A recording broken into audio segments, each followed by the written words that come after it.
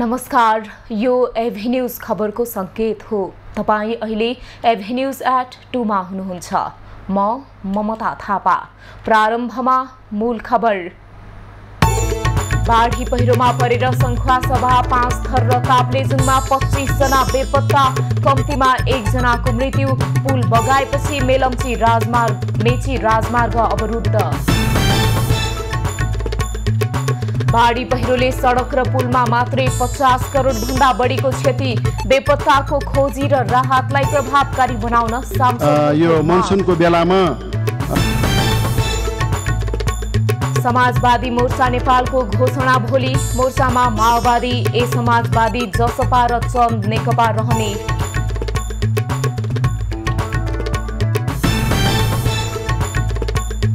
कालीमाटी तरकारी बजारमा किसानले गोलभेडा फालेर गरे प्रदर्शन। बिचौलियाका कारण बजार नपाएको भन्दै आक्रोश प्रकट। टमाटर तपाईको बिक्री भएन।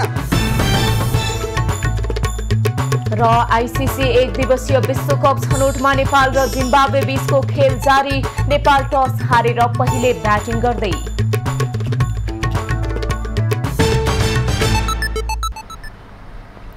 अब खबरको सिलसिला प्रारम्भ गरौं। पूर्वी नेपालमा बाढी पहिरो सम्बन्धी प्रसंगबाट।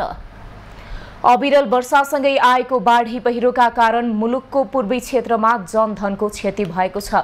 शनिबार राति आएको बाढी र पहिरोमा परि कम्तीमा 1 जनाको ज्यान गएको छ भने 25 जना बेपत्ता भएका छन्। बाढी पहिरोले संखुवासभा 5 थर र ताप्लेजुङमा बढी क्षति पुर्याएको छ। संखुवासभाको हेवा खोलामा आएको बाढीमा मात्रै 16 जना बेपत्ता छन्। चैनपुर नगरपालिका 4 स्थित हेवा खोलामा निर्माणाधीन जलविद्युत आयोजनामा कार्यरत मजदुर बेपत्ता भएका हुन्। 19 जना कार्यरत रहेकोमा 3 जना सुरक्षित रहेको प्रहरीले जनाएको छ। 1 जनाको शव भेटिएको छ। बाढीपछि निर्माणाधीन सो हाइड्रो पावरमा पूर्ण क्षति भएको छ। बाढीले खोला किनार क्षेत्रका 4 घर सहित 5 खपन र चैनपुर जोड्ने निर्माणाधीन मोटरेबल पुल समेत बगाएको प्रहरीले जनाएको छ। मेची राजमार्ग सहित विभिन्न सडक खण्डमा लगाइएका पक्की पुल बगाएको छ। हेवा खोलामै आएको बाढीले 5 थरको सदरमुकाम फिदिममा 5 जना बेपत्ता छन्। केही सडक तथा पुलहरू बगेका छन्। हेवा 1 जलविद्युत आयोजनामा कार्यरत मजदुर र पसल व्यवसाय गरेर बस्नेहरू बेपत्ता भएका हुन्। हिलिहाङ 7 का दिलकुमार तामाङ र फिदिम 10 का संजोग लोवा, फिदिम 4 माझीटारमा बोतल हाउस सञ्चालन गरेर बसेका आशिष एलिसा माझी र फिदिम 4 हेवा खोलाबाट 1 जना बेपत्ता भएको प्रहरीले जनाएको छ। प्रहरीले पहिरोमा पुरिएका 1 बालकको सकुशल उद्धार गरिएको छ। बाढीले जिल्लाका 5 वटा पुल बगाएको छ। ताप्लेजुङमा पहिरोमा पुरिएर 4 जना हराइरहेका छन्। सिदिङमा गाउँपालिका 6 मेहेलेमा यादव बुढाथोकीकी श्रीमती भागीमाया बुहारी सन्ध्या र नाति प्रज्वल बेपत्ता भएका छन्। छिमेकी गणेश तामाङ पनि बेपत्ता भएको प्रहरीले जनाएको छ। बाढीले सडक समेत अवरुद्ध गरेको छ। स्थानीयका केही घर जोखिममा छन्। जल तथा मौसम विज्ञान विभागले आज 5 थर ताप्लेजुङ र संखुवासभा सहित 8 जिल्ला भई बहने नदी खोलामा बाढी आउने सम्भावना औल्याएको छ। विभाग अन्तर्गतको बाढी पूर्वानुमान महाशाखाले 5 थर ताप्लेजुङ र संखुवासभा सहित 8 जिल्लामा आज बाढी आउने सम्भावना रहेको जनाएको छ। महाशाखाले 8 जिल्लाका नदी खोला तटीय क्षेत्रमा बस्ने बासिन्दालाई सतर्कता अपनाउन पनि आग्रह गरेको छ। 5 थर र ताप्लेजुङ भई बहने नदीमा बाढीको जोखिम उच्च रहेको महाशाखाले जनाएको छ। महाशाखाले 3 दिनसम्म बाढीको जोखिम रहेका नदीको विवरण पनि सार्वजनिक गरेको छ। महाशाखाका अनुसार आजदेखि मंगलबारसम्म तमोर, अरुण र कन्काई नदीको बहाव उल्लेख्य बढ्ने तथा तमोर र कन्काई नदीको जल सतह सतर्कता तह आसपास रहने सम्भावना छ। प्रधानमन्त्री पुष्पकमल दाहालले बाढी र पहिरोका कारण देशका विभिन्न ठाउँमा भएको जनधनको क्षतिप्रति दुःख व्यक्त गरेका छन्। प्रधानमन्त्री दाहालले बेपत्ताहरूको खोजी, उद्धार एवं राहतमा सक्रियतापूर्वक लाग्न सुरक्षा अङ्ग र कर्मचारीहरूलाई निर्देशन पनि दिएका छन्। साथै आफ्नो ठाउँबाट सहयोग गर्न आम समुदायलाई अपील समेत गरेका छन्। मनसुनी वर्षाका कारण पूर्वी नेपालका पहाडी जिल्ला ताप्लेजुङ र 5 थरमा बाढी र पहिरोमा परि केही केहीको मृत्यु हुनुका साथै 20 जना भन्दा बढी बेपत्ता हुनुका साथै करोडौंको भौतिक संरचनामा पनि क्षति पुगेको छ। नेकपा एमालेका सचिव एवं सांसद योगेश भट्टराईले संखुवासभा ताप्लेजुङ लगायत पूर्वी पहाडी जिल्लाहरूमा वर्षातसँगै गैराती आएको बाढी र पहिरोबाट भएको क्षतिबारे संसदलाई जानकारी गराउन सरकारसँग माग गरेका छन्। आज प्रतिनिधि सभाको बैठकमा आकस्मिक समय लिएर बोल्दै उनले संखुवासभा ताप्लेजुङ लगायतका जिल्लाहरूमा बाढी र पहिरोबाट ठूलो जनधनको क्षति भएको उल्लेख गर्दै घटनाबारे गृहमन्त्री नारायण काजी श्रेष्ठ र भौतिक पूर्वाधार तथा यातायात मन्त्री प्रकाश ज्वालाले संसदलाई जानकारी गराउनुपर्ने बताएका हुन्। सांसद भट्टराईले सो घटनाका पीडितलाई राहत र उद्धार कार्यमा ढिलाइ नगर्न पनि सरकारलाई सचेत गराए। पूर्वी पहाडमा एउटा ठूलो मानवीय क्षति भौतिक क्षतिको अवस्था आज विद्यमान छ। सभामुख महोदय, पीडितहरूलाई आवास र खाद्यान्नको सङ्कट छ, अहिले तत्कालै सङ्कट छ। त्यसैले आवास र खाद्यान्नको व्यवस्था गर्न नेपाल सरकारको ध्यानाकर्षण गर्न चाहन्छु। ताप्लेजुङ लगायतका 5 थर, तेह्रथुम, संखुवासभा लगायतका ठाउँमा राहत र उद्धारको काममा जुट्नको निम्ति म अनुरोध गर्न चाहन्छु। सचिव भट्टराईले सो घटनाका कारण क्षतिग्रस्त पुल सडक सुचारू हुने गरी आवश्यक व्यवस्था मिलाउन पनि भौतिक पूर्वाधार तथा यातायात मन्त्रालयको ध्यानाकर्षण समेत गराए। पीडितहरूको राहत र उद्धार कार्यक्रममा जुट्न रेड क्रस लगायतका अन्तर्राष्ट्रिय सङ्घ संस्थाहरूलाई समेत उनले आग्रह गरेका छन्। नेपाली कांग्रेसका सांसद दीपक खड्काले संखुवासभा, तेह्रथुम, ताप्लेजुङ, 5 थर लगायतका पूर्वी पहाडी जिल्लाहरूमा अविरल वर्षापछि गैराती आएको बाढी र पहिरोले ठूलो जनधनको क्षति भएको उल्लेख गर्दै पीडितलाई तत्काल उद्धार, राहत, क्षतिपूर्तिको आवश्यक व्यवस्था मिलाउन सरकारसँग माग गरेका छन्। आज प्रतिनिधि सभा बैठकमा आकस्मिक समय लिएर बोल्दै सांसद खड्काले संखुवासभाको सुपर हेवा जलविद्युत आयोजनामा काम गर्ने 16 जना मजदुर बेपत्ता भएको र उनीहरूमध्ये 3 जना फेला परेको, 1 जना मृत अवस्थामा भेटिएको उल्लेख गर्दै बेपत्ता भएका अन्यको खोजी कार्यमा तीव्रता दिन पनि सरकारको ध्यानाकर्षण गराएका हुन्। बाढी पहिरोबाट खर्बौंको नोक्सानी भएको उल्लेख गर्दै उचित क्षतिपूर्तिको व्यवस्था गर्न पनि सांसद खड्काले सरकारलाई सचेत गराए। यी सबै जिल्लामा अनुमान गरिएको भन्दा ठूलो क्षति भएको छ र सबै पूर्वी पहाडका जिल्लाहरूमा हिमपातले गराएको क्षतिप्रति गहिरो चिन्ता व्यक्त गर्दै अहिले खोजी कार्य तीव्र भएको कारणले सबै राजनीतिक दलहरूलाई पनि हामीहरूले आग्रह गरेका छौँ यो मानवीय कार्यमा उद्धारमा संलग्न भइदिन र सभामुख मार्फत, सम्मान्य सभामुख मार्फत म नेपाल सरकारको गम्भीर ध्यानाकर्षण गराउन चाहन्छु। सांसद खड्काले संखुवासभाको हेवा खोलामा बेपत्ता भएकाहरूको उद्धारका लागि खटिएका प्रहरी मात्रै पर्याप्त नभएकाले त्यसमा थप उद्धारकर्मीहरूको आवश्यक व्यवस्था मिलाउन आग्रह गरे। घटनामा परि बेपत्ता भएकाहरूको उद्धार र राहतको काममा सहयोग गर्न सबै राजनीतिक पार्टीहरूलाई समेत सांसद खड्काको आग्रह छ। यसैबीच भौतिक पूर्वाधार तथा यातायात मन्त्री प्रकाश ज्वालाले पूर्वी पहाडी जिल्लामा गएको बाढी पहिरोका कारण सडक र पुल मात्रै 50 करोड रुपैयाँ भन्दा बढीको क्षति भएको बताएका छन्।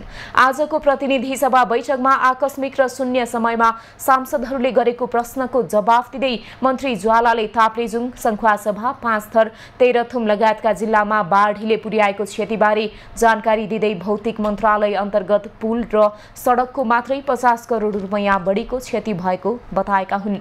मन्त्री ज्वालाले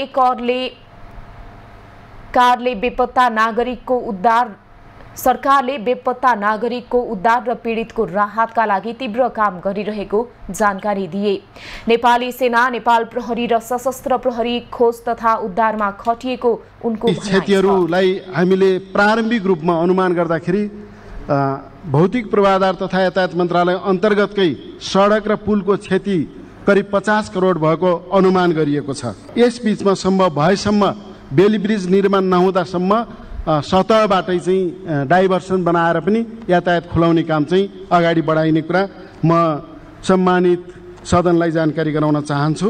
विभिन्न ठाउँमा यो बाढी पहिरोले यो मनसुनको बेलामा सडक अवरुद्ध हुने कुरालाई ध्यानमा राखेर पूर्व तयारीको कामलाई पनि अगाडि बढाएका छौँ।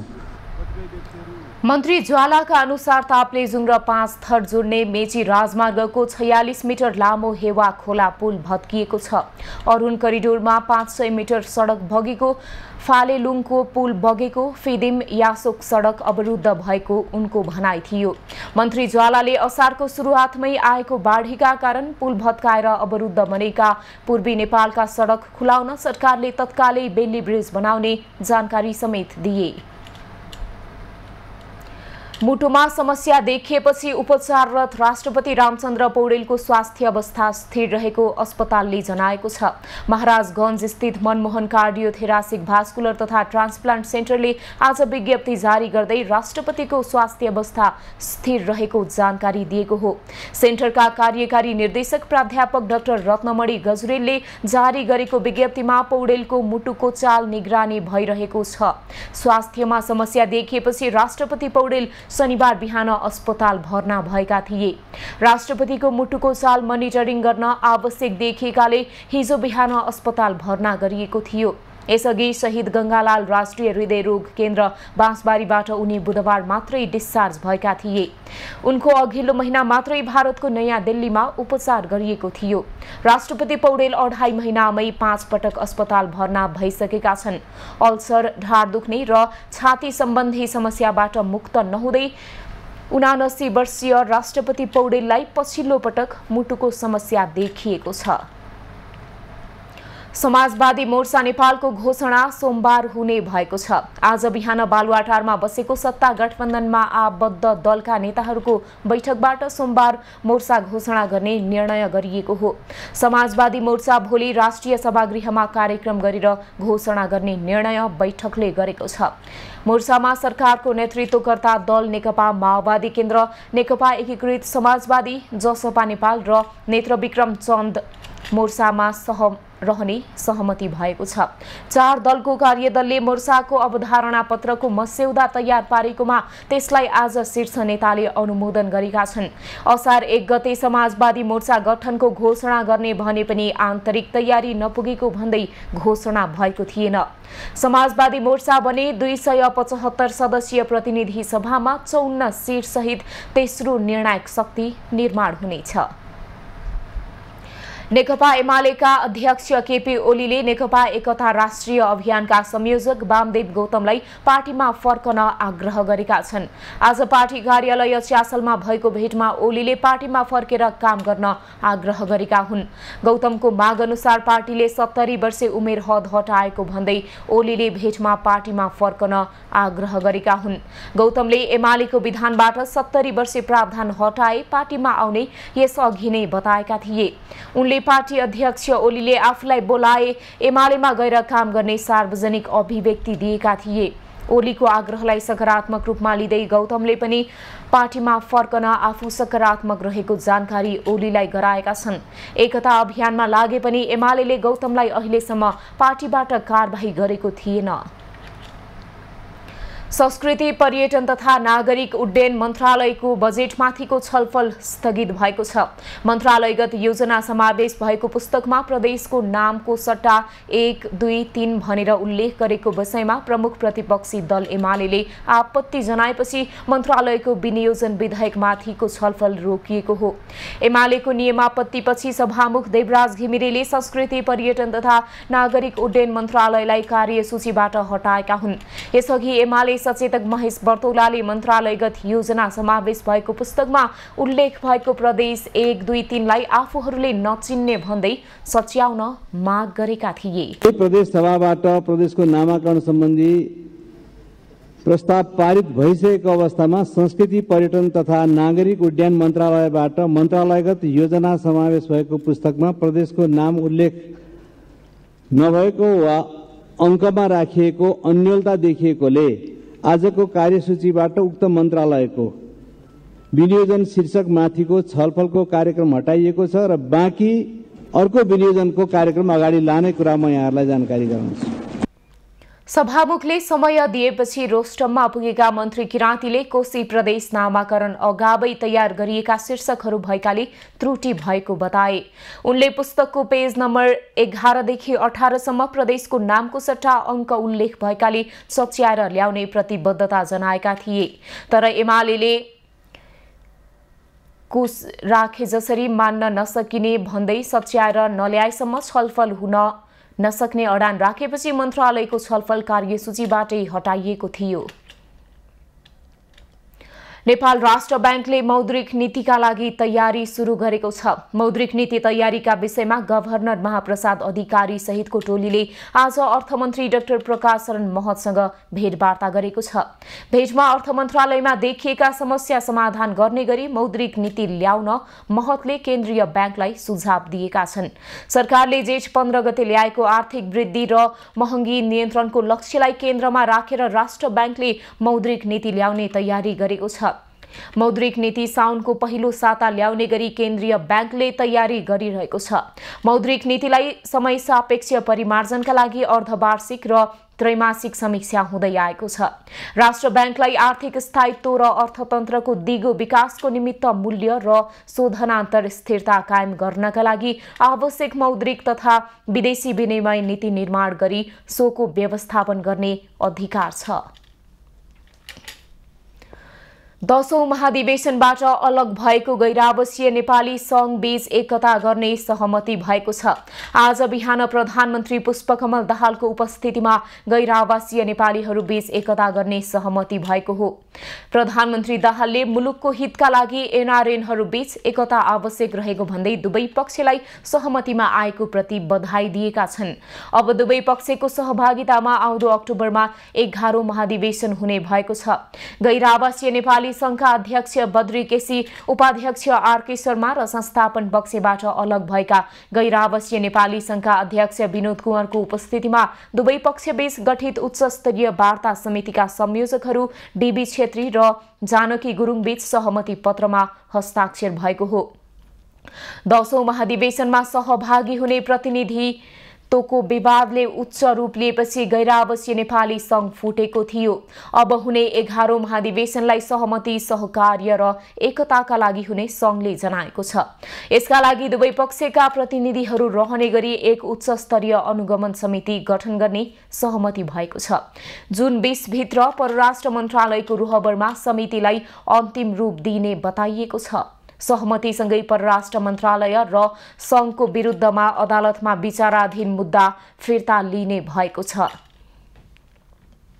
नक्कली भुटानी शरणार्थी बनाएर अमेरिका पठाइदिने भन्दै नेपाली नागरिकबाट पैसा उठाएर भएको ठगी प्रकरणको मुद्दामा प्रतिवादी बनाइए पनि फरार रहेका व्यक्तिका नाममा म्याद जारी हुने भएको छ। काठमाडौँ जिल्ला अदालतले नक्कली शरणार्थी प्रकरणको मुद्दामा फरार अभियुक्तलाई अदालतमा हाजिर हुन भन्दै म्याद जारी गर्ने तयारी गरेको हो। प्रहरीको अनुसन्धानपछि जिल्ला सरकारी वकिलको कार्यालयले 30 जनालाई प्रतिवादी बनाएर मुद्दा दायर गरेको थियो, जसमध्येका 12 जना अझै फरार छन्। फरार हुनेमा पूर्व गृहमन्त्री रामबहादुर थापाका छोरा प्रतीक थापा, पूर्व सुरक्षा सल्लाहकार इन्द्रजित राईका छोरा निरज राई सहित छन्। शुक्रबार नै इजलासले उनीहरूको नाममा म्याद जारी गर्ने आदेश गरिसकेको छ। उनीहरूलाई आजदेखि म्याद पठाउने काम सुरु भएको जिल्ला अदालतले जनाएको छ। अदालतले पठाएको म्याद बुझेमा उनीहरू आफै अदालत उपस्थित भएर थुन्चेक बहस हुनेछ। तोकिएको समयमा म्याद नबुझ्ने वा आउन अस्वीकार गरेमा पक्राउ गरेर अदालत पेश गरिनेछ। प्रतिवादीहरूले म्याद बुझ्न नचाहेमा अदालतले वडा कार्यालयको रोहबरमा प्रतिवादीको ठेगानामा सूचना टाँस गरी मुचुल्का उठाउँदै म्याद तामेली भएको मान्नेछ। यसरी म्याद तामेल भएपछि उपस्थित नभएकाको हकमा अदालतले पत्रिकामा समेत सूचना जारी गर्ने कार्यालयले जनाएको छ। सूचनाको म्यादभित्र पनि अदालत उपस्थित नभएमा एकपक्षीय रूपमा मुद्दा अघि बढ्दै फैसला हुनेछ। अभियोग पत्रसँग अदालतमा पेश भएका 18 जना मध्ये अदालतले 16 जनालाई मुद्दाको पूर्वपक्षका लागि थुनामा पठाउने आदेश गरिसकेको छ। लक्ष्मी महर्जनलाई 5 लाख र टङ्क गुरुङलाई 10 लाख धरोटीमा रिहा गरिएको छ। आन्दोलनरत विद्यालय कर्मचारीहरूले सामुदायिक विद्यालय बन्दका कार्यक्रम फिर्ता लिएका छन्। सरकारले वार्ताका लागि समिति गठन गरेको र आन्दोलनका कार्यक्रम स्थगित गरेर वार्तामा आउन आह्वान गरेको भन्दै नेपाल विद्यालय कर्मचारी परिषदले आजदेखि घोषणा गरेको विद्यालय बन्दको कार्यक्रम फिर्ता लिएको हो। शिक्षा, विज्ञान तथा प्रविधि मन्त्रालयले वार्ता टोली गठन गरेर संवादको वातावरण बनाउन आग्रह गरेको भन्दै विद्यालय बन्दको कार्यक्रम तत्कालका लागि स्थगित गरिएको आन्दोलन समितिले विज्ञप्ति निकालेर जानकारी दिएको छ। वार्ताको माध्यमबाट आन्दोलन राखिएका मागहरू सम्बोधन गर्न सरकार गम्भीर नदेखिएमा सर्वोच्च अदालतको फैसला कार्यान्वयन नगरेमा विगत वर्षहरूमा भएका र गरिएका सहमति र सम्झौताहरू कार्यान्वयन नगरेको खण्डमा पुनः आन्दोलनका कार्यक्रम अगाडि बढाउने परिषदले चेतावनी दिएको छ। सुविधा बढाउनुपर्ने लगायतका माग राखेर आन्दोलन गर्दै आएका सामुदायिक विद्यालयका कर्मचारी तथा प्रारम्भिक बाल विकास सहजकर्ताहरूले आजदेखि सामुदायिक विद्यालय बन्दको घोषणा गरेका थिए। खबरको सिलसिला अझै जारी छ, हामीसँगै रहनुहोला।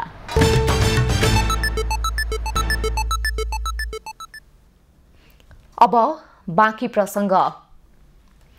बिचौलियाका कारण बजार नपाएको भन्दै किसानहरूले आज कालीमाटी तरकारी बजारमा गोलभेडा फालेर विरोध प्रदर्शन गरेका छन्। किसानले भारतीय गोलभेडा अवैध रूपमा भित्रिए पनि किसानको उत्पादन बजारमा नबिकेको भन्दै विरोध जनाएका हुन्। किसानका समस्या समाधानका लागि सरकारलाई झकझकाउन भन्दै उनीहरूले गोलभेडा फालेका हुन्।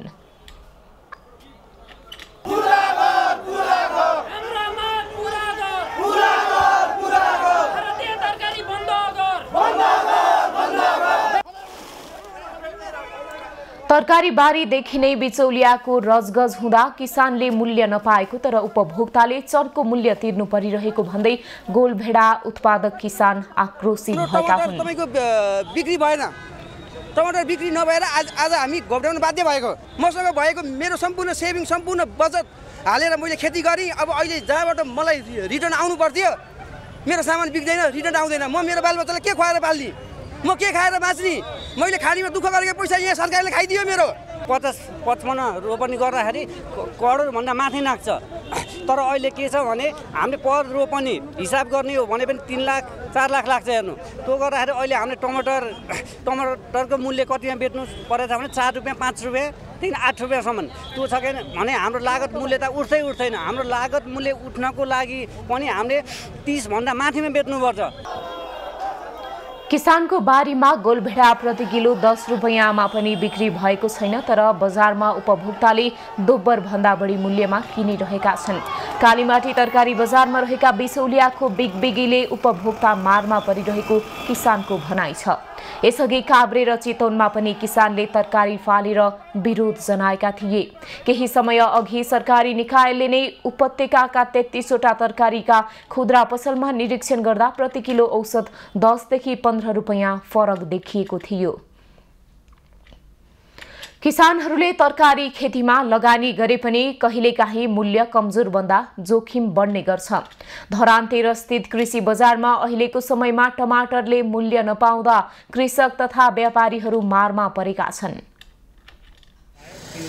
केही दिन अगाडिसम्म प्रति केजी 40 रुपैयाँसम्म बिक्री भएको टमाटर शुक्रबारसम्म आइपुग्दा मूल्य घटेर होलसेलमै 8 रुपैयाँ प्रति केजीमा पनि कारोबार नभएको व्यापारीहरू बताउँछन्। 1 महिना अगाडिसम्म होलसेलमा 35 देखि 40 रुपैयाँसम्म प्रति केजी कारोबार भएको टमाटर अहिले 8 रुपैयाँमा कारोबार हुन समेत समस्या भएको व्यवसायी बताउँछन्। 30-35 ले गइरहेको थियो, 81 गिरावट आएको छ। यो हरेक सब्जीहरूमा धेरै गिरावट आइरहेको छ। किसानसँग लिँदाखेरि अहिलेसम्म त 5 रुपियाँ, अब चाहिँ 2 रुपियाँ त्यस्तै अब लिनु पर्ला। बिक्री बट्टा नि छैन। त्यही कृषि उपज बजारका व्यवस्थापनका अधिकारीले पनि टमाटरको मूल्य अहिलेसम्मकै सबैभन्दा कम भएको बताए। प्रत्येक दिन टमाटरको मूल्य घट्दा लगानी उठाउन कृषक र व्यवसायीहरूलाई अप्ठ्यारो भएको बताउँछन्। नबिकेको चाहिँ इतिहासै पनि थाहा थिएन। टमाटर पनि कम्तीमा पनि 15 रुपियाँसम्म झरेको इतिहास थियो र हिजो पनि 16 रुपियाँसम्म रहेको थियो यो बजारमा। र 1 महिनादेखि यता अलिअलि घट्दै 15सम्म आउँदा हामीले अथवै मानेका थियौँ। तर आज चाहिँ 8 देखि 12सम्म रहनु भनेको चाहिँ यो पनि टमाटरको अथवा यो बजारको टमाटरको इतिहास हेर्ने हो भने एकदमै यो टमाटरले पनि किसानलाई मार पारेको छ। यहाँको बजारमा मोरङ, सुनसरी सहित पहाडी क्षेत्र धनकुटा, तेह्रथुम लगायतबाट टमाटर भित्रने गरेको छ। सिजनको समयमा 13,000 टनसम्म कारोबार हुने गरेको छ। आर्थिक वर्ष 2080-81 मा बजारले 13,141 मेट्रिक टन कारोबार गर्ने आङ्कलन गरेको भए पनि यो बजारबाट जेष्ठको अन्तिमसम्ममा 12,459 मेट्रिक टन टमाटर कारोबार भएको छ। यहाँबाट नेपालका विभिन्न भाग र भारतसम्म टमाटर निर्यात हुने गरेको छ। टमाटरको अत्याधिक उत्पादन भए पनि माग हुन नसक्दा टमाटरले मूल्य लिन नसकेको कृषि उपज बजारले जनाएको छ। विनय प्रधान, धरान। सरकारले बजेट मार्फत लगाएको भ्याटका कारण आलु प्याज महँगो भई उपभोक्ता मारमा परेको भन्दै झापाका थोक व्यवसायीले मूल्य अभिवृद्धि कर भ्याट हटाउन माग गरेका छन्। बजेट भाषणपछि आलु प्याजको भाव बढ्दा देशभर सर्वसाधारणको भान्सा महँगिएको छ भने सीमा नाकाहरूबाट हुने आलु प्याज आयातमा पनि कमी आएको छ। आलु र प्याजमा बजेट मार्फत लगाइएको 13% मूल्य अभिवृद्धि कर भ्याट हटाउन झापाका थोक व्यवसायीले माग गरेका छन्। भ्याटका कारण आलु प्याज महँगो भई उपभोक्ता मारमा परेको भन्दै उनीहरूले खारेज गर्न माग गरेका हुन्। स्थानीय लेखा नम्बर प्यानको आधारमा हुँदै आएको कारोबारलाई भ्याटमा लगिएपछि समस्या भएको व्यापारीको गुनासो छ। आन्तरिक उत्पादन पर्याप्त बढाउन पहल नै नगरी दैनिक उपभोग्य वस्तु आलु प्याजमै 13% भ्याट लगाउनु असान्दर्भिक भएको व्यवसायहरूको तर्क छ। सामान अलिकति महँगो भयो, महँगो भएपछि अब मान्छेले अलिक क्वान्टिटीमा किन्ने थोरै किन्दैछन्। अलिकति गरिब मान्छेलाई पनि दुःख भयो, महँगो सामान महँग्यो। डेली बेसिसमा काम गर्नेहरूलाई पनि अब उनीहरूको ज्यालाहरू बढेका छैनन्। तर सरकारले बजेट भाषणले गर्दा सबै थोकको मूल्य वृद्धि भएको छ।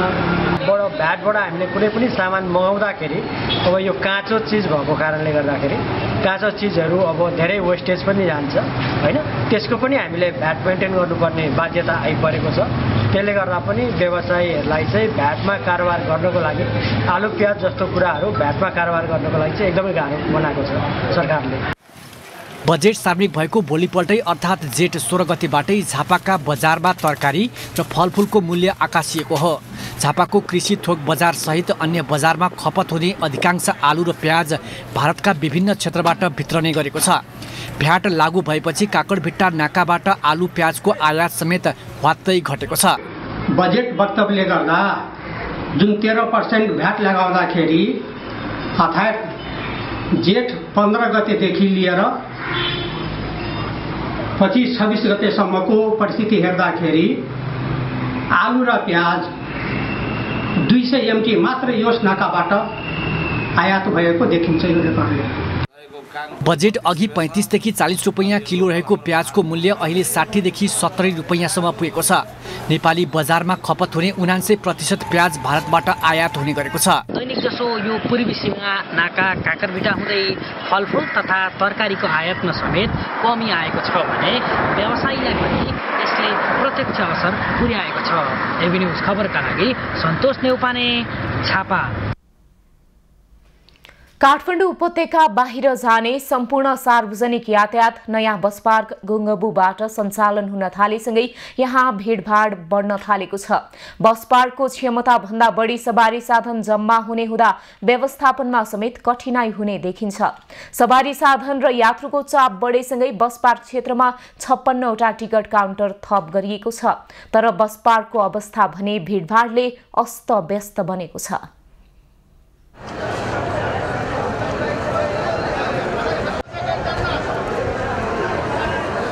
काठमाडौँ उपत्यकाबाट बाहिर जाने सवारी साधनहरू नयाँ बस पार्कबाट छुट्न थालेपछि यति बेला यहाँ भिड बढ्न थालेको छ। नयाँ बस पार्कबाट असार 1 गतेदेखि छुट्न थालेसँगै यहाँ 56वटा काउन्टर थप भएका छन् भने यसले गर्दा यहाँ अस्वाभाविक रूपमा भिड बढ्न थालेको छ। तर अस्वाभाविक रूपमा गाडीहरू र मान्छेहरूको यात्रुहरूको भिड हुँदाखेरि बस पार्क उकुस मुकुस जस्तै बनिसकेको छ।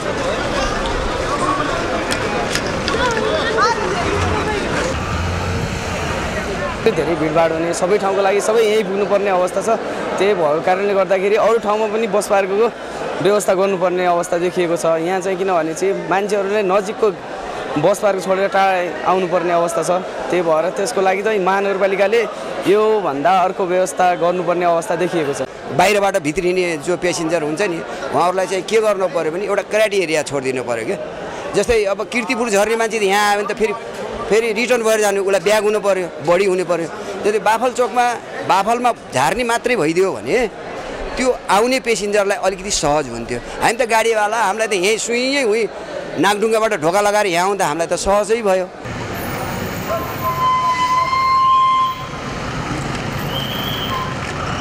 काठमाडौँ उपत्यकाभित्र प्रवेश गर्ने सार्वजनिक सवारी साधनलाई व्यवस्थित तथा पार्किङ गर्नका लागि काठमाडौँ महानगरपालिकाले 2056मा लोच्छे बहुउद्देश्य प्रणालीसँग सम्झौता गरी नयाँ बस पार्क सञ्चालनमा ल्याएको थियो। 161 रोपनी क्षेत्रफलमा फैलिएको नयाँ बस पार्कमा 800 देखि 1000 ठुला सार्वजनिक सवारी साधन पार्किङको क्षमता रहेको छ। त्यसको तयारी अब सानो माइक्रो बस र सानो गाडीहरूका लागि यो महानगरपालिका यातायात व्यवसाय राष्ट्रिय महासङ्घ, त्यसपछि यो सम्बन्धित यो बस पार्कको लोसेबाट चाहिँ एउटा चाहिँ साइडमा हामीले चाहिँ काउन्टरको व्यवस्थापन गरेका छौँ। त्यसपछि आएर पार्किङको व्यवस्था पनि हामीले त्यसमै राखेका छौँ। उहाँहरूलाई यहाँ भित्र छिराएपछि पछाडिपट्टि पनि यो सानो गाडीलाई 200वटा भन्दा बेसी अट्ने चाहिँ पार्किङ व्यवस्था लोसेले मिलाइराखेका छ। अहिले गाडीहरू धमाधम हिजो 1 गतेदेखि भित्र आउँदै। नयाँ बस पार्कमा रहेको यहाँ बसको क्षमता भने 800 देखि 1000 आकलन गरिएको छ, तर हजारौं सवारी साधनहरू यहाँ आउँदा भिड भने पक्कै हुनेछ। यसको व्यवस्थापनका लागि महानगरले कस्तो विधि अपनाउला? क्यामेरामा कुमार मानन्दरका साथ कमलजी, काठमाडौँ। सिन्धुली जिल्लामा सञ्चालित राष्ट्रिय गौरवको आयोजना सुनकोशी मरिन डाइभर्सनको सुरुङ निर्माणको कार्य आधा सकिएको छ। सुनकोशी मरिन डाइभर्सन बहुउद्देश्य आयोजनाको कुल 13.3 किलोमिटर लामो सुरुङमध्ये 6.6 किलोमिटर सुरुङ निर्माण सकिएको आयोजनाले जनाएको छ। आजको डेटसम्म आइपुग्दाखेरि 13.3 किलोमिटरको सुरुङमध्ये अहिलेसम्म 6.65 किलोमिटर यानि कि 50% यो टनल निर्माणको कार्य सम्पन्न भइसकेको छ। सुनकोशी मरिन डाइभर्सनमा सञ्चालन भएको टनेल बोरिङ मेसिन टिबिएमबाट सुरुङ खन्न सुरु गरिएको 8 महिनाको अवधिमा विभिन्न अवरोधहरू आए पनि लक्ष्यभन्दा बढी प्रगति भएको देखिएको हो। सुरुङ मार्गको भित्री सतहमा यहाँका निर्माण भइरहेका यी कामहरूको गतिविधि मूल्याङ्कन गर्नको निम्ति हामी यहाँ अगाडि बढेका छौँ। सुनकोशी मरिन डाइभर्सन बहुउद्देश्य आयोजनाको 13.3 किलोमिटर सुरुङ मार्गमा यो सेगमेन्ट निर्माण गर्नको निम्ति अहिले टनल बोरिङ मेसिन टिबिएमले टनल खनेरीको अवस्था छ।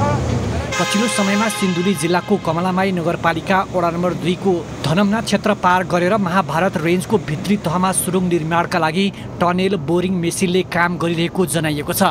सुरुङ निर्माणका क्रममा उच्च प्रविधिबाट 5.5 डायमिटरको सुरुङ निर्माणका लागि चिनिया ठेकेदार कम्पनी चाइना ओभरसिज इन्जिनियरिङ कोभेकले ठेक्का पाएर दैनिक सरदर 25 मिटरदेखि 45 मिटरसम्म टनेल बोरिङ मेसिनले सुरुङ निर्माण भइरहेको छ।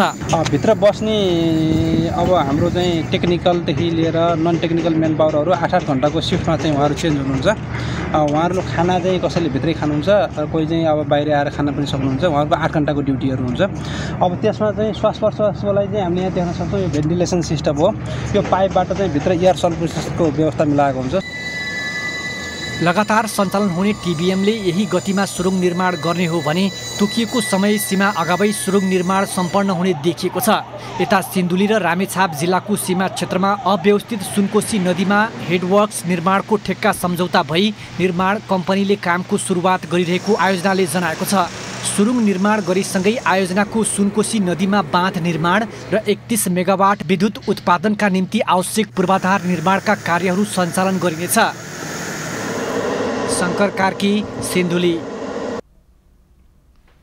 काभ्रेको बनेपा नगरपालिका वडा नम्बर 4 स्थित सेरामा माटो जोगाउन प्राकृतिक खेती अभियान सुरु गरिएको छ।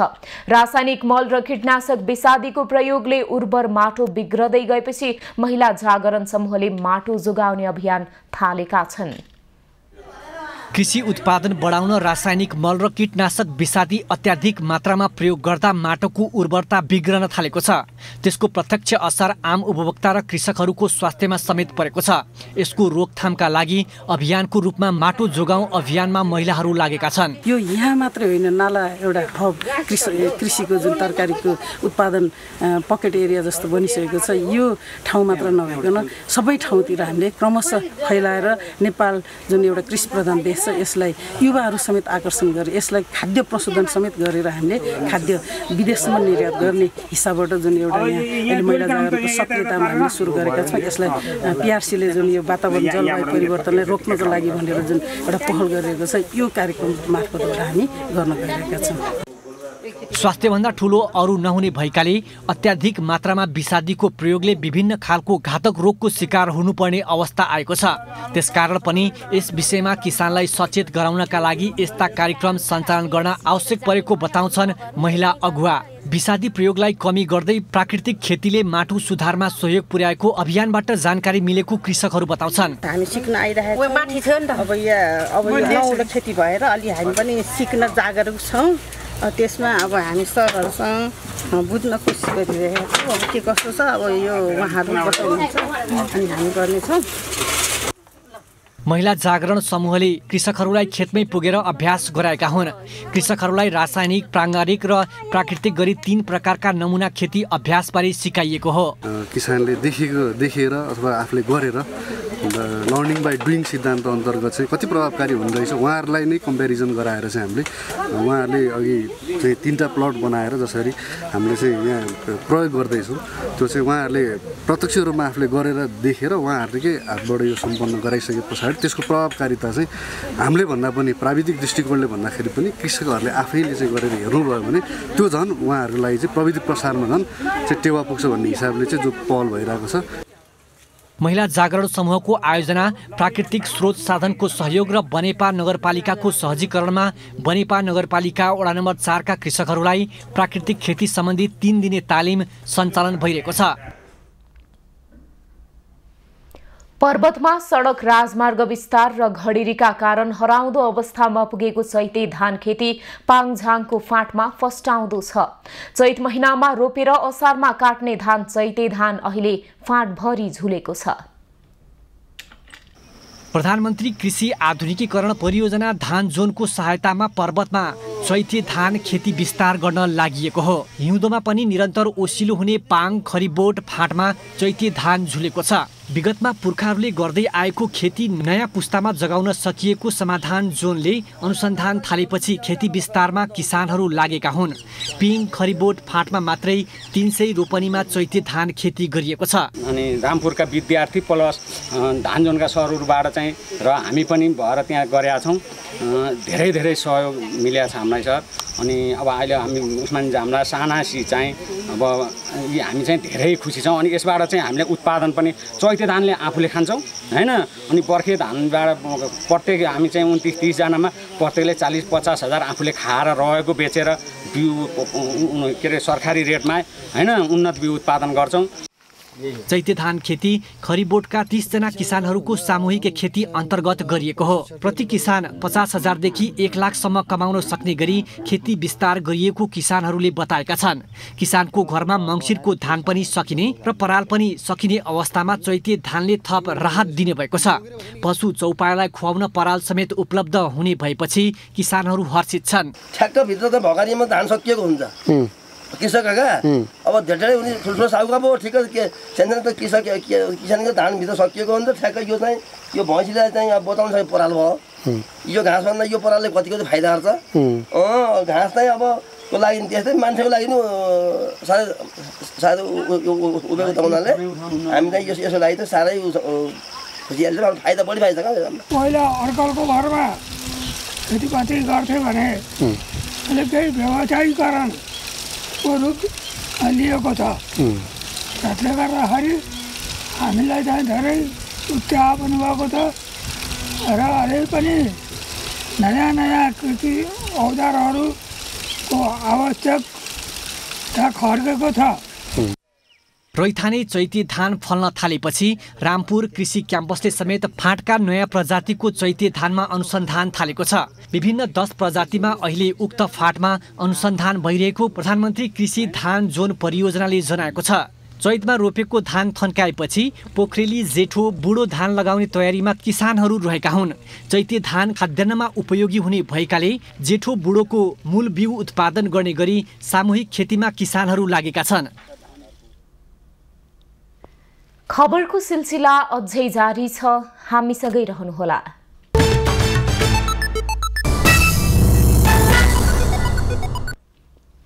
आईसीसी एक दिवसीय विश्वकप छनौट प्रतियोगिता आजदेखि जिम्बाब्वेमा सुरु भएको छ। पहिलो खेलमा अहिले घरेलु टोली जिम्बाब्वे र नेपाल भिडिरहेका छन्। टस जितेर जिम्बाब्वेले फिल्डिङ रोजेपछि नेपाल पहिले ब्याटिङ गरिरहेको छ।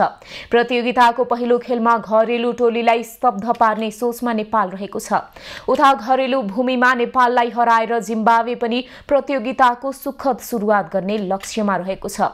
जिम्बाब्वे विरुद्धको खेल टेस्ट मान्यता प्राप्त राष्ट्र विरुद्ध नेपालको पहिलो एक दिवसीय अन्तर्राष्ट्रिय ओडीआई मान्यता प्राप्त खेल पनि हो। अर्को खेलमा भने 2 पटकको विश्वकप च्याम्पियन वेस्ट इन्डिज अमेरिकासँग प्रतिस्पर्धा गर्दैछ। उक्त खेल जिम्बाब्वेको टाकासिङ्गा स्पोर्ट्स क्लबमा हुनेछ। प्रतियोगिताको पहिलो खेल खेलिरहेको अमेरिका तथा वेस्ट इन्डिज जितका साथ प्रतियोगिताको सुरुवात गर्न चाहन्छन्। मालदिप्समा जारी 5 नेसन्स पुरुष बास्केटबलमा आज नेपालले घरेलु टोली मालदिप्ससँग खेल्दैछ। आजको खेलमा जित निकाले नेपाल सेमिफाइनलमा प्रवेश गर्ने सम्भावना छ। मालेमा शनिबार राति नेपालले बंगलादेशलाई हराएको थियो। नेपालले बंगलादेशलाई 90-61 को फराकिलो अन्तरले हराएको हो। बंगलादेशलाई हराएसँगै नेपालले सेमिफाइनल सम्भावना बलियो बनाएको छ। पहिलो खेलमा नेपाल भारतसँग पराजित भएको थियो। नेपालले दोस्रो खेलमा पाकिस्तानलाई पराजित गरेको थियो। प्रतियोगितामा नेपाल सहित मालदिप्स, बंगलादेश, भुटान र पाकिस्तानले राउन्ड रोबिन लीगका आधारमा प्रतिस्पर्धा गरिरहेका छन्। शीर्ष 4 टोलीले सेमिफाइनल खेल्नेछन्। 2 सेमिफाइनलका विजेताले जुन 22 मा फाइनलमा प्रतिस्पर्धा गर्नेछन्।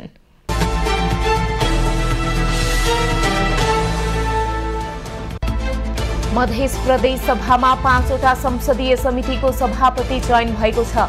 लेखा समितिको सभापतिमा प्रमुख प्रतिपक्षी नेकपा एमालेकी मन्जु थापा, विकास समिति सभापतिमा जसपाका शारदा शंकर प्रसाद कलवार, महिला बालबालिका तथा सामाजिक न्याय समितिमा लोकसभाकी रूपा कुमारी यादव, अर्थ तथा योजना समितिमा सतीश कुमार सिंह र प्राकृतिक स्रोत तथा वातावरण समितिमा माओवादी केन्द्रकी शारदा पहाडी चयन भएका छन्। प्रदेशसभामा एक बढी सांसद रहेका 7 दलले एक-एकवटा संसदीय समिति लिने सहमति भएपछि सभापति चयन गरिएको हो।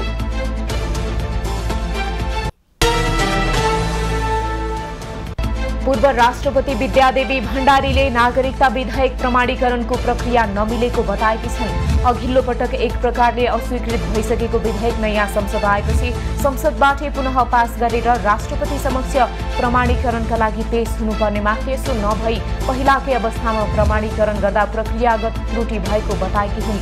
नागरिकता विधेयक नयाँ संविधान अनुसार नआएको उनको भनाइ छ।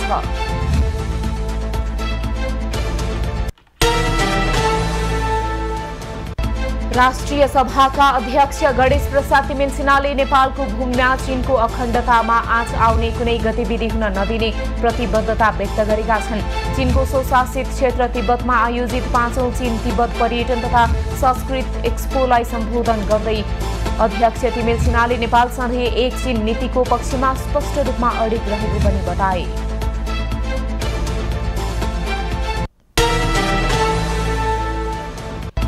राष्ट्रिय वाणिज्य ब्याङ्कले असार महिनाभित्र ब्याज भुक्तानी गर्दा 5% छुट प्रदान गर्ने भएको छ। ब्याङ्कले देशभर व्यावसायिक क्षेत्रमा असहज परिस्थिति सिर्जना भएको भन्दै असार 1 देखि 31 गतेसम्म सबै प्रकारको कर्जाको ब्याज भुक्तानी गर्दा भुक्तानी गरिएको रकमको 5% रकम छुट गर्ने निर्णय गरेको हो।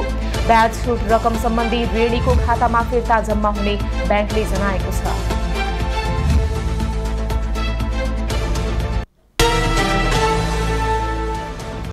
नेपाली बजारमा सुनको मूल्य आज तोलामा 200 रुपैयाँले बढेको छ। आज छापावाल सुन 1,12,000 रुपैयाँ र तेजाबी सुनको मूल्य 1,11,450 रुपैयाँमा कारोबार भइरहेको छ। चाँदीको मूल्य पनि प्रति तोला 20 रुपैयाँले बढेर 1445 रुपैयाँ कायम भएको छ।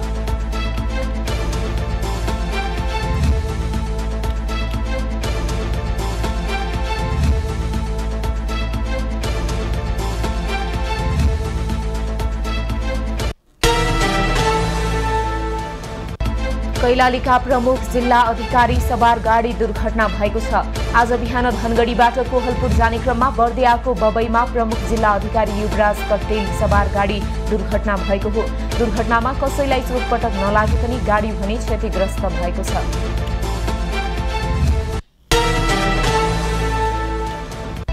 काठमाडौँ महानगरपालिकाले महानगरभित्रका सबै विद्यालयलाई कुनै पनि बहानामा विद्यालय बन्द नगराउन निर्देशन दिएको छ।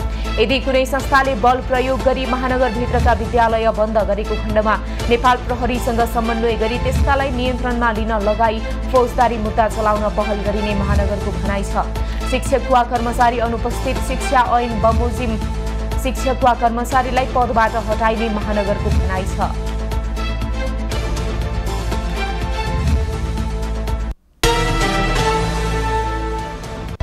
राष्ट्रिय निकुञ्जको मध्यवर्ती क्षेत्रमा अनुमति नै नलिई जथाभावी डाँडा र रुख काटेपछि गोकर्णेश्वर नगरपालिकाका प्रमुख दीपक रिसाल र प्रमुख प्रशासकीय अधिकृत वैकुण्ठ राज सापकोटामाथि मुद्दा परेको छ। राष्ट्रिय निकुञ्ज क्षेत्रमा अनुमति नलिई जथाभावी डोजर एस्काभेटर चलाएपछि उनीहरूलाई राष्ट्रिय निकुञ्ज तथा वन्यजन्तु संरक्षण ऐन अनुसार मुद्दा दायर गरिएको हो।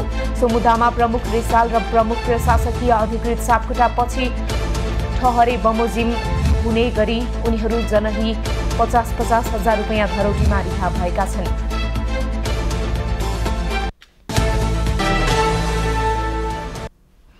अब पालो एभिन्यूज एट मौसमको।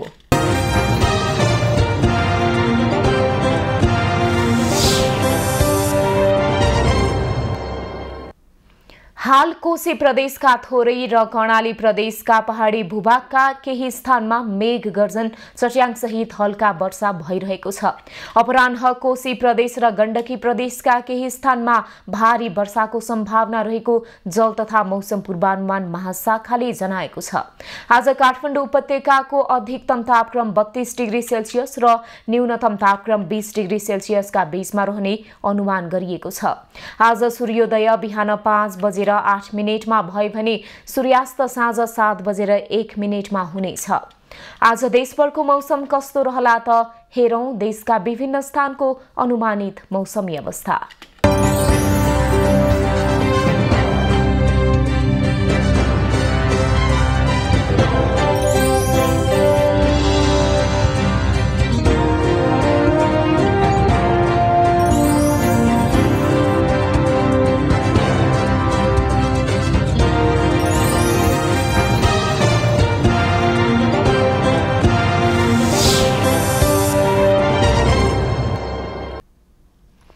अहिलेलाई खबरको क्रम यति नै। एभिन्यूज खबरका यी सहित अन्य विस्तृत खबरका लागि www.avnews.tv लगइन गर्न सक्नुहुनेछ। युट्युब, फेसबुक र ट्विटरमा पनि हामीलाई फलो गर्न सकिनेछ। खबरभित्रको खबरका लागि हेर्दै रहनुहोला एभिन्यूज खबर। नमस्कार।